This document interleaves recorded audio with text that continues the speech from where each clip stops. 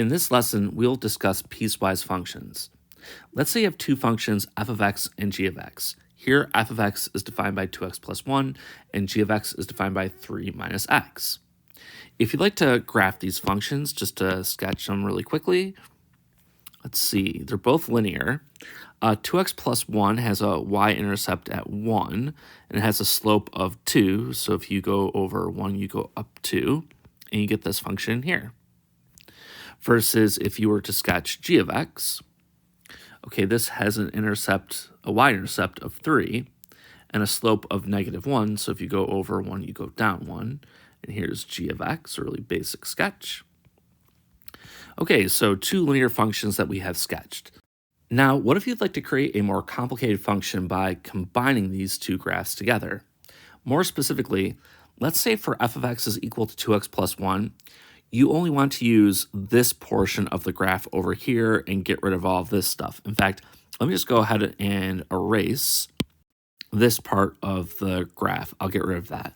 Maybe you only want to include this part of the equation 2x plus 1. So here, that's when x is greater than or equal to 0. So if x is less than 0, we just don't use this graph.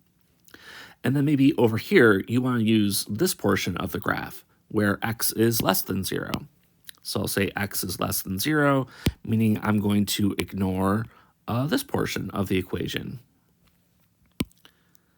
Is there a way that we can concisely put these two equations together? So I'm only using this part of f of x and this part of g of x.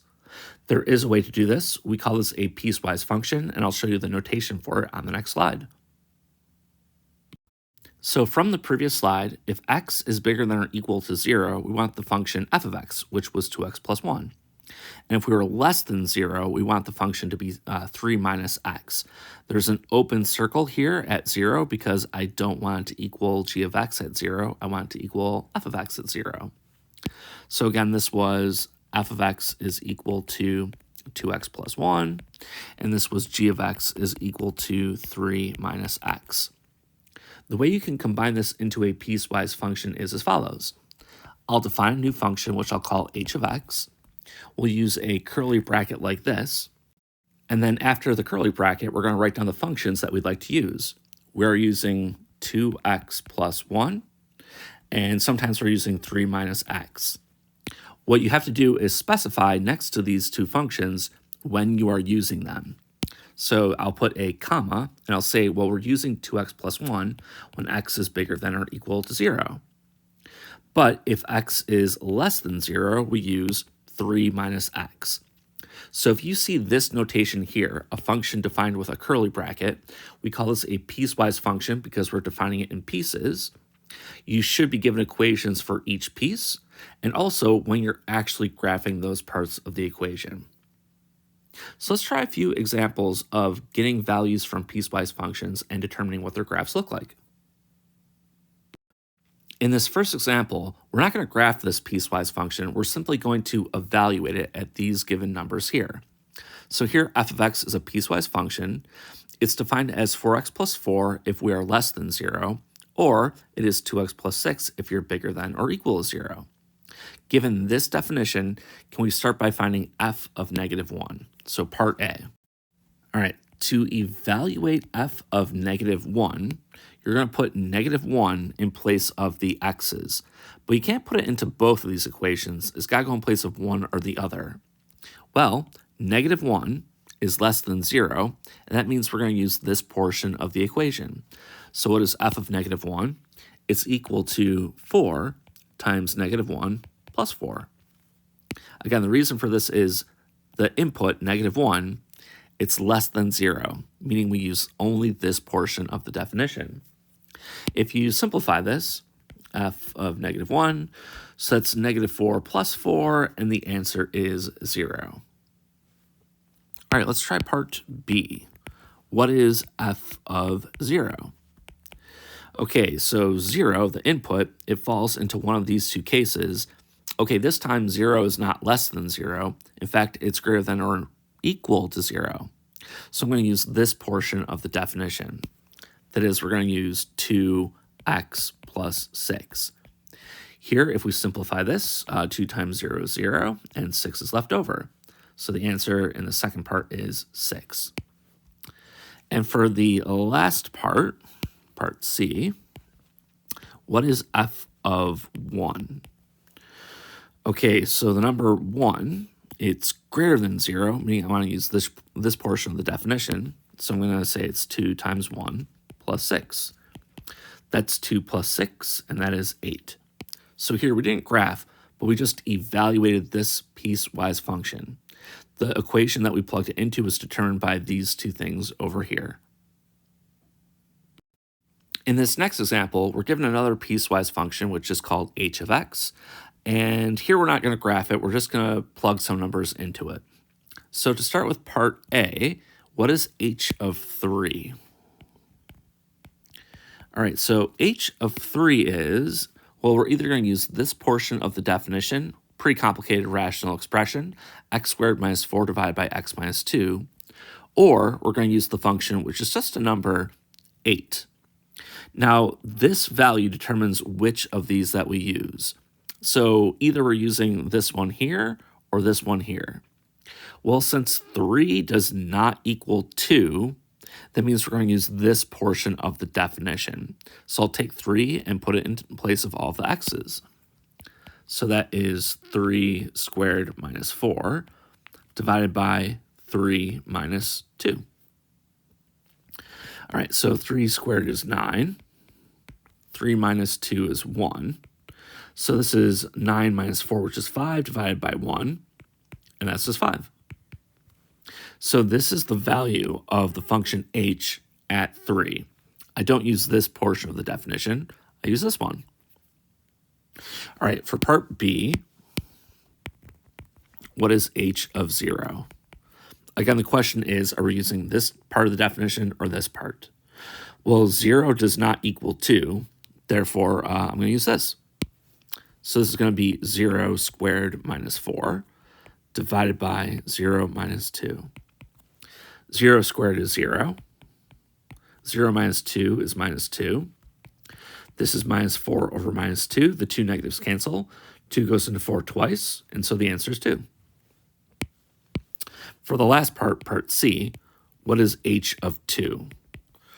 Okay, do I use this portion or this portion of the definition?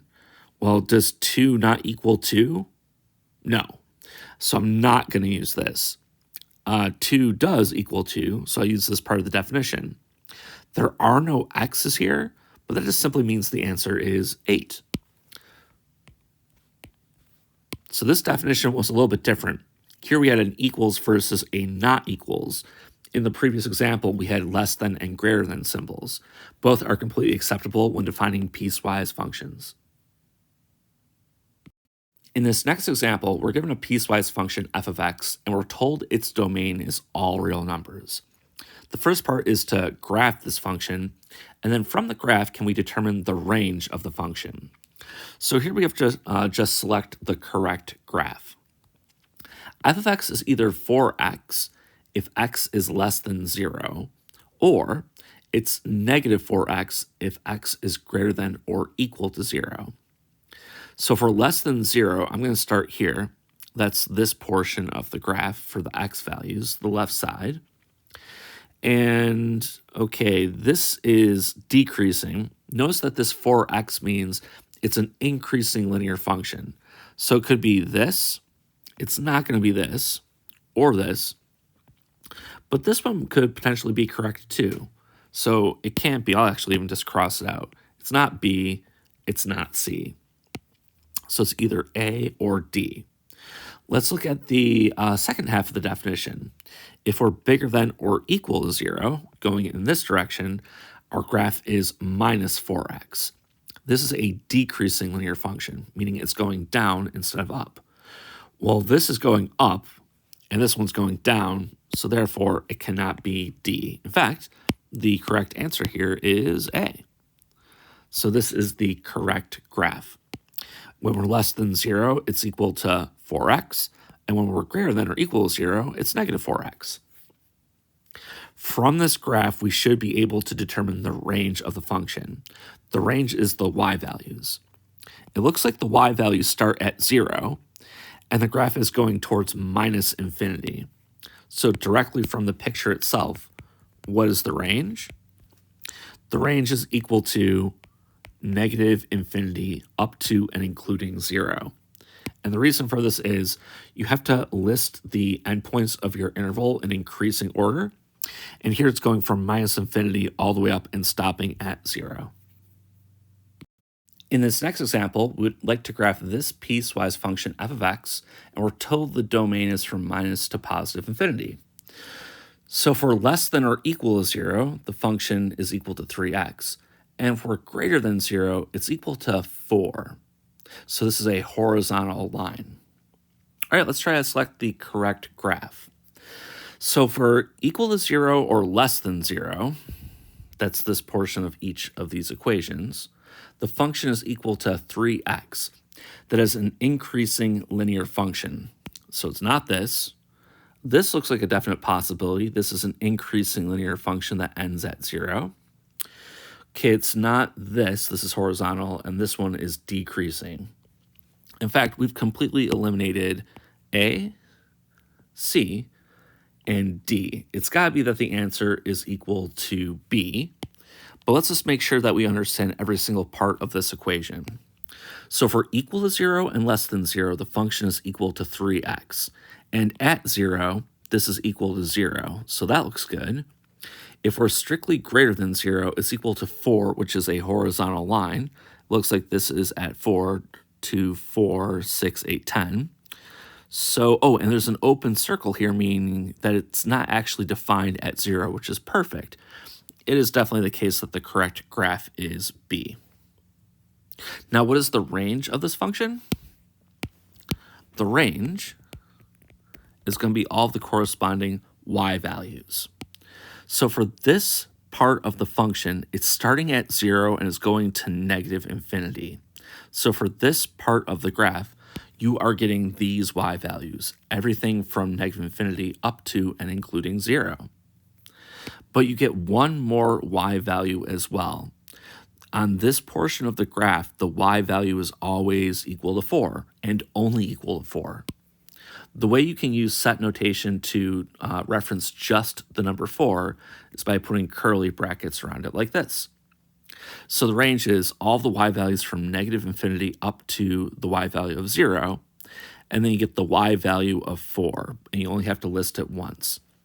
You can use this U symbol called a union to connect these two different pieces, but this is the range of this piecewise function.